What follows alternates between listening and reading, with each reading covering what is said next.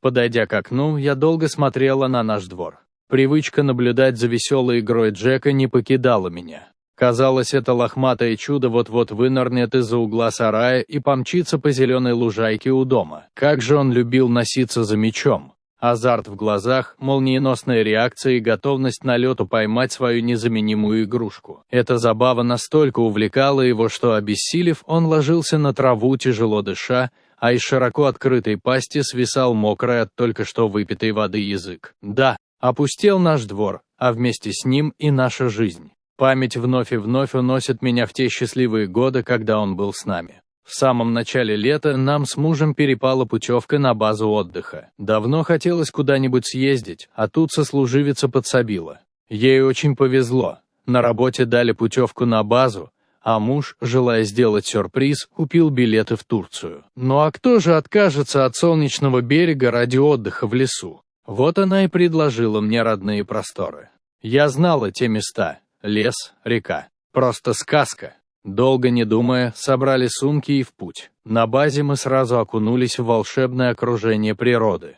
Высокие строгие сосны, нежные березки и поляны с сочно-зеленой травой, какая бывает только после майских ливней. Растущие повсюду одуванчики, эти маленькие солнышки создавали яркий, радостный контраст. А чистый, настоянный на лесных запахах воздух просто пьянил. Домики для проживания там были рассыпаны прямо среди деревьев. К ним вели состарившиеся асфальтированные аллеи, испещренные трещинами, в которых набились сосновые иглы, прошлогодняя листва и кое-где прорастала молодая трава. Мне очень нравилось, что аллеи не были выложены модной плиткой, как сейчас делают в санаториях и парках. Так было намного живописней и ближе к природе. Побросав сумки в закрепленный за нами домик, мы решили сразу сходить на речку. Вода, конечно, была не для купания. Лето только началось, и от перепадов температуры и дождей она не успела прогреться. Нам хотелось просто посидеть в тишине, слушая лишь шелест травы на берегу и редкие всплески рыбы.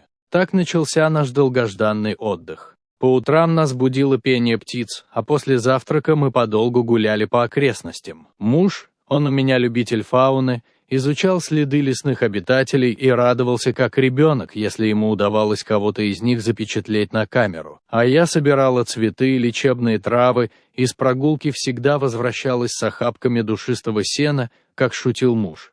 Пусть смеется. Это сено я собиралась посушить, а зимними вечерами заваривать умопомрачительный чай воспоминания о лете. Вот тогда-то он и оценит мои труды.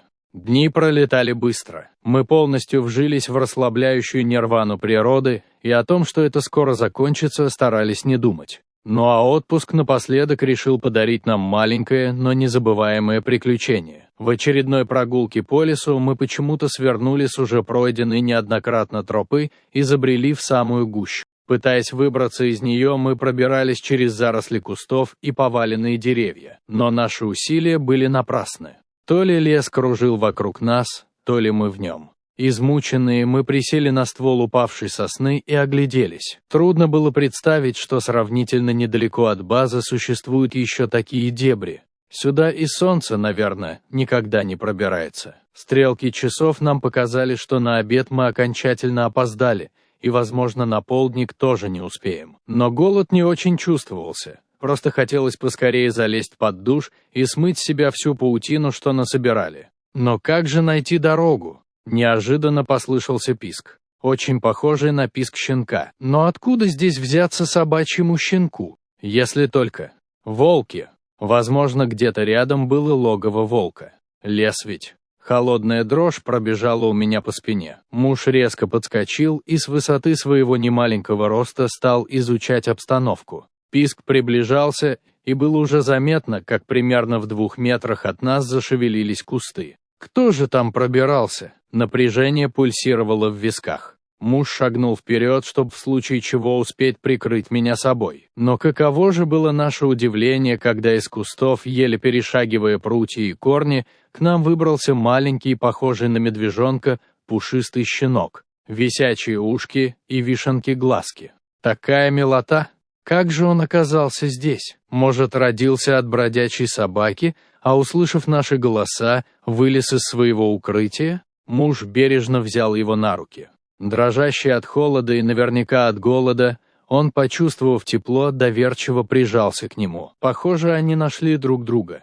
Человек, безгранично любящий животных, и беззащитный, потерянный щенок. Пора нам было выбираться из леса. Солнце все меньше проблескивало сквозь крону деревьев, а это означало, что скоро стемнеет. Муж решил поискать укрытие щенка, где его, возможно, ждала мама. Мы пошли в ту сторону, откуда пришел щенок. Кусты казались непроходимыми, но, как ни странно, сразу за ними оказалась тропинка. Она нас и вывела к корпусу столовой на базе. Там на лавочке сидела повариха, отдыхая перед предстоящим ужином. Увидев щенка, она умиленно заохала и принесла ему молока. Нам она рассказала, что зимой здесь, на территории базы, обитала бесхозная немецкая овчарка. Спокойная и дружелюбная. Все ее подкармливали, дети играли с ней. Но весной она пропала. Думали сначала, что кто-то из отдыхающих забрал ее к себе, но потом узнали, что она как-то увязалась за стариком, который приходил к нам за хлебными отходами, чтобы в холодное время подкармливать ими птиц в лесу. Жил он недалеко от базы, был одинокий. Овчарка прижилась у него, и больше ее никто не видел. А щенок, видно ее. Других собак тут не было. Пока повариха рассказывала, щенок вылокал полную миску молока и, довольный, задремал на солнышке. Делать нечего, придется нам позаботиться об этой крохе. Через несколько дней наша путевка заканчивалась. Мы разыскали того одинокого старика, и он поведал нам историю той брошенной собаки. Овчарка действительно какое-то время жила у него. Но после трудных родов она заболела. Стала чахнуть на глазах, еле ходила и в конце концов померла. Родила она одного щеночка, и старик решил оставить его себе. Все по веселье-то, не в одиночку жить. Но щенок оказался таким непоседой. То веревку перегрызет, то дырку в заборе найдет. Все норовил в лес убежать. А там ты его не оставишь, погибнет. Вот старик и искал его. Всегда находил. А тут, видно, далеко забрел беглец. Не отыскал он его. Хорошо вот люди добрые подобрали. А коль так случилось, то пусть они его и забирают к себе. Все равно ведь сорванец сбежит. Ходить за ним по лесу уже и силы не те. Так в нашей семье появился Джек. Веселый проказник. Он быстро рос и креп.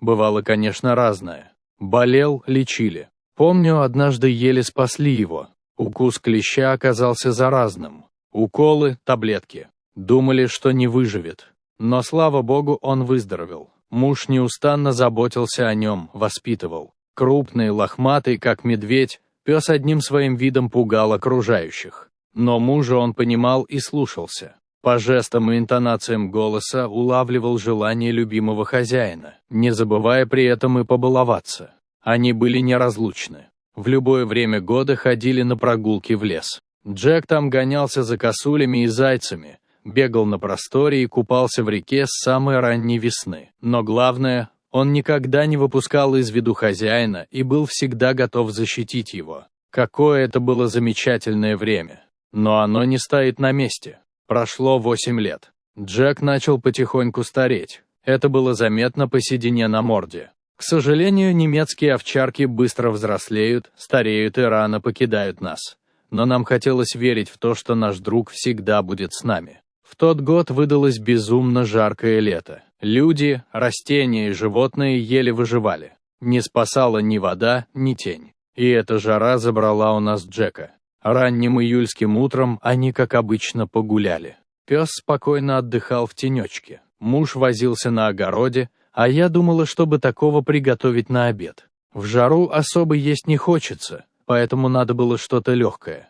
Ничто не предвещало беды. Но вдруг мы услышали душераздирающий собачий крик. Именно крик, в котором отразилась нестерпимая, обжигающая боль. Муж бросился к Джеку. Он лежал на боку и еле дышал. Глаза закатывались. В панике мы кинулись за лекарствами, не понимая, что нужно взять и как помочь. Схватились за телефоны, не зная, кому звонить. Все было быстро и как во сне. Наш Джек умирал. Муж сел с ним рядом, обнял. Последний вздох на руках любимого хозяина, и все. Позже нам сказали, что это был сердечный приступ, и помочь ему никто не смог бы. Наш верный друг, любимец и защитник навсегда остался с нами.